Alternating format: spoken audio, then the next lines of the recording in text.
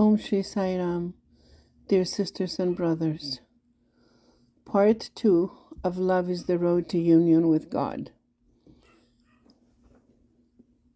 My most loving pranams at the divine lotus feet of Bhagavan Sri Satya Sai Baba and to all of you. Love is everything. It is the door that opens the universal portal to divine existence.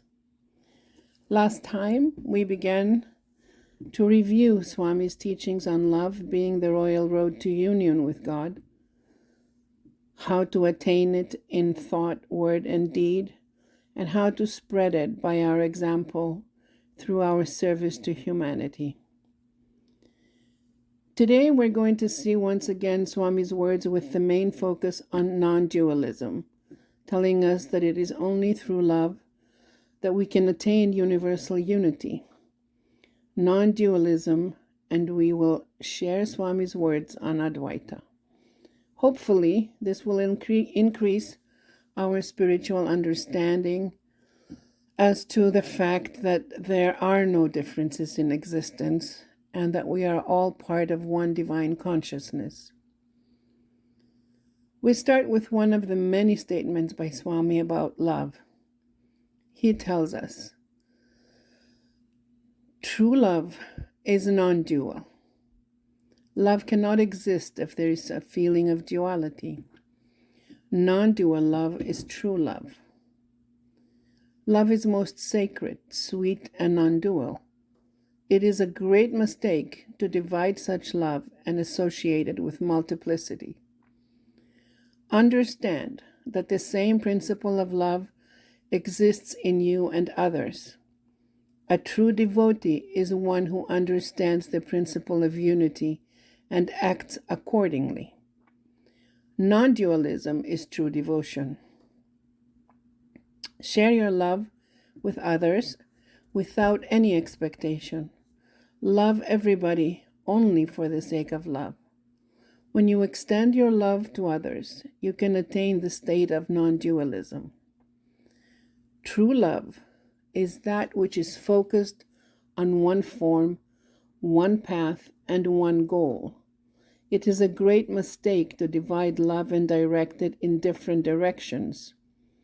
Concentrate on one form, one path, and one goal. End of quote. Swami gives us examples of true love to emulate. He tells us the stories of Meera and Shakubai, who had unwavering love and devotion towards God. They did not worship various names and forms. They followed one path. They installed one name and one form in their heart and contemplated on their chosen deity incessantly. Swami says, those who are dual-minded and change their path every now and then are bound to ruin their lives. Therefore, never be dual-minded. Experience divinity with the feeling of oneness. Lead your life with your mind always focused on the goal. How do we acquire true love? In order to acquire true love, Swami tells us that we must experience love. And how can we experience love? He says, you are the embodiment of peace, truth, and love. So search within. In order to experience love, you do not need to approach anybody, nor do you need to exert yourself.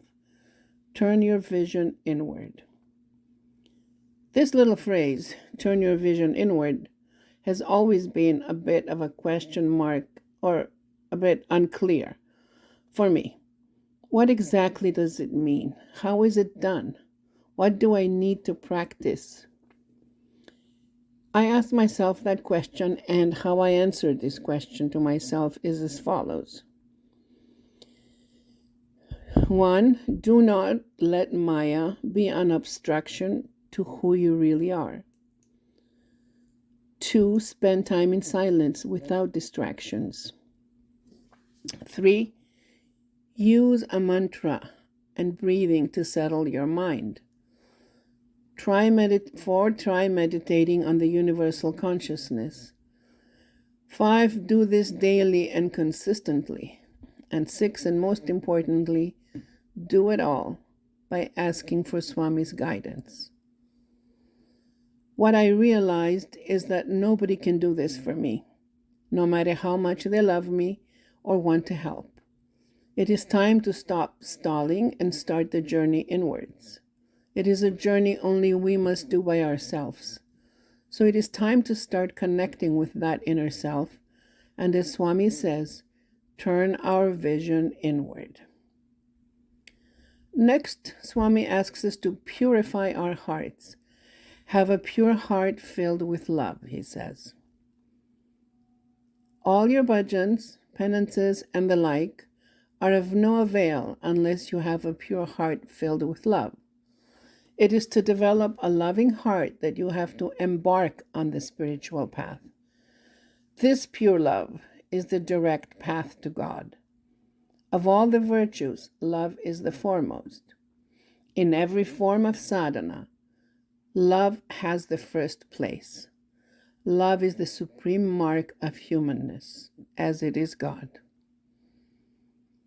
In our journey towards our goal, we must also consider the role of the mind. We must practice the kind of sadhana which will quiet the mind so we can look deep into our true self. Swami tells us how to handle the mind so that we can overcome its influence.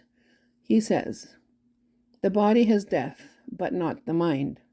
The mind is responsible for everything. So, fill your mind with pure and selfless thoughts. Then you will attain the state of illumination mind. Gradually, you will cross illumination mind and attain overmind. This is called the non-existence of mind. Once the mind is withdrawn, only the principle of the Atma, i.e., the super consciousness, exists. So, Swami just explained that once the mind is completely withdrawn, only Atma or super consciousness exists. Therefore, the real nearness to the divine is the attainment of purity and tranquility of the mind. That is the key to liberation and to freedom from bondage to the past. This is the true proximity to the divine, the non-dual feeling, or Advaita. To clarify further, here's a session with Swami in question and answer form on the subject of Advaita or non-dualism. He tells us that we must first develop self-confidence in the fact that we and he are one. In the following quote, Swami defines self-confidence, and he says, this is the state of Advaita, of complete non-dualism, where there is only unity. If you listen to the voice of God inside you, it will tell you that there is no difference between you and God. There never was a difference. There is no separate I or God, which has to become one. There never was any other. Always, there was just the one without a second. To reach this highest truth, do not think that you and God are separate. Think always, all there is God. I myself am God. I am the infinite. I am the eternal. I am not two. I am one, only one. There is no one else besides me. I and God are one and the same. That is called self-confidence. It is the confidence that you are Atma, the one self. Then there is love, there is peace, and there is truth. So Swami tells us that first there must be self-confidence and love of God. The next question is one that has been in all our thoughts at one time or another. A devotee asks, Swami, how can we love something we don't understand? And Swami's answer is, develop self-confidence. then love will follow. Self-confidence is unwavering love for the divinity within. It will come naturally from within. In that way, the love will be true. Your journey starts with self-confidence and ends with the realization of the self. That self is you. It is God. This is who you really are. What will help you to develop this confidence? Be equal-minded. Be satisfied with what you have. Don't hanker for anything outside. Be happy. The secret of happiness lies not in doing what you like, but in liking what you have to do. That is a great truth. The second thing we must work on is our ego, the removal of it. A devotee asks this question, Swami, how do we rise up to that highest level? How do we become perfect? Swami's answer is through love, only through love. Divine love is completely selfless. Human love is mostly selfish. All the time it thinks only of this little I. This little I is the ego. Ego sees everything as separate. It sees everything as dual. Remove this ego and you will see only unity.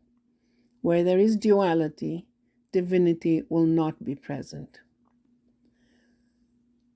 Next question.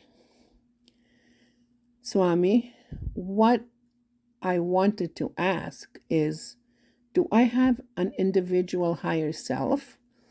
Is there an individual higher self that is specifically related to me? And Swami's answer is the following. The individual exists only in your imagination, in your mind. It is just an illusion. It is not real.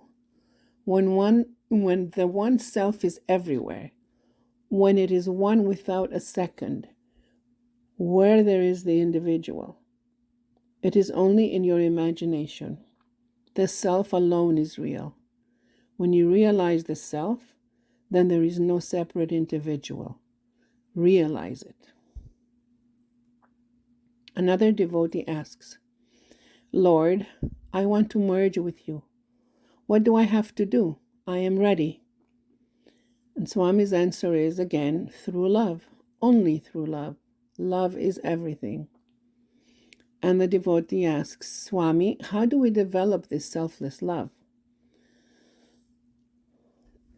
And Sai Baba's answer is, only through God's grace. Prema, divine selfless love, comes only through God's grace. Think, I am beyond the body. Mind is just a mad monkey. I am the self. I am God. I and God are one. Think like this. Before this body was formed, I was there. After this body goes, I will still be there. I am omnipresent. I am the all. To reach this truth, you have to do some spiritual practice. You have to inquire, what is God? Who is God? Who am I? The first step in self-realization is to always think of God until you will know that you are one with God. Swami's answers always lead to love being the key to our goal. Love is the path to self-realization. To reach that realization, we need to experience unity. We know that realization transpires when one sees, recognizes, and experiences everything as God. Swami teaches us through an example of the gopis of Vrindavan, who experienced the Krishna principle in every speck of dust and every blade of grass. They were filled with the highest form of love for Krishna. Love for Krishna made the whole world Krishna to them. Swami says that even one's own identity is lost in this experience of the unity of everything. He tells us that we must practice and contemplate on such ever-expanding love and become one with God, who is pure love. Swami's words are the only guidance we need in order to reach our goal. following our most precious words that we must all imbibe. Swami says, whatever you are, wherever you are, do everything with devotion and love. You have Swami's blessings. Know that always. You are divine. That is the truth. You and the universal are one. You and the absolute are one. You and the eternal are one. You are not the individual, the particular, the temporary. Feel this. Know this. Act in conformity with this. So in order to reach our goal of unity with the divine, we must understand and absorb the above statements by Swami. We have to replace the you with the I, good I, and repeat. I am divine. That is the truth. I and the universal are one. I and the absolute are one. I and the eternal are one. I am not the individual, the particular, the temporary. I feel this. I know this. I act in conformity with this. This made me emotional. To review what we have heard so far about our path to realization, we must love God, love one and all without distinction, know ourselves, turn our vision inward, develop self-confidence, which is love for our inner self, experience unity, eliminate ego, quiet the mind, be consistent in our sadhana. And number 9, become pure love in order to join union with God. Let us conclude with words from Swami's discourse of November 23rd, 1996. He says, according to Advaita, the ultimate reality of everything is Brahman, the non-dual pure consciousness. The universe of beings and things is merely an appearance of Brahman in time and space. The individual soul and Brahman are absolutely non-different. The liberation is union with Brahman, attained through self-knowledge. This is the highest path that human beings can follow. Unless you have love, you cannot claim kinship with the votaries of God. Jiva and Brahman become identical only when liberation is achieved. Until the sea is reached, the river remains as river. It has a different name and a distinct form. So too, the jiva, so long as it is involved with the physical case, the senses, the mind, and the instruments of consciousness, it does not merge in God. It remains apart. So, be with others, in others, for others. Be with all, for all, in all. Be nevertheless unattached. Be the unfailing source of love.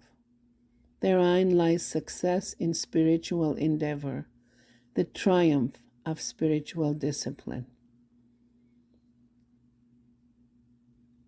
Thank you, dear sisters and brothers, for sharing these precious teachings and moments with me.